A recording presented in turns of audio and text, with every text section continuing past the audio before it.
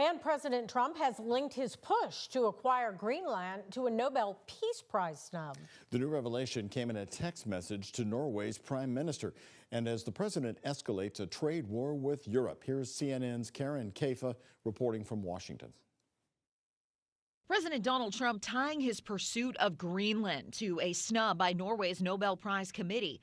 In a text message to Norway's prime minister Sunday, Trump said, quote, "Considering your country decided not to give me the Nobel Peace Prize for having stopped 8 wars plus, I no longer feel an obligation to think purely of peace."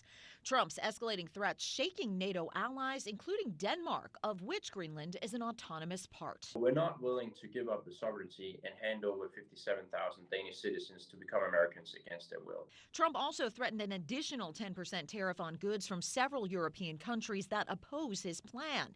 UK Prime Minister Keir Starmer on Monday called for tensions to cool. The use of tariffs against allies is completely wrong.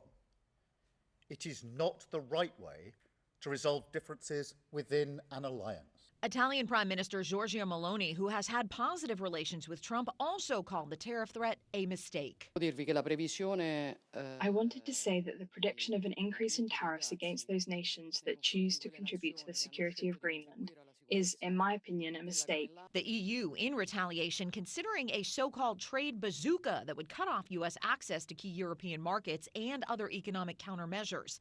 Trump has previously insisted a U.S. Greenland acquisition is key to national security and keeping Russian and Chinese ships out of the region.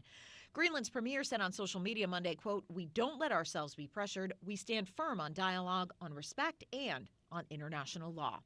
In Washington, I'm Karen Kafa.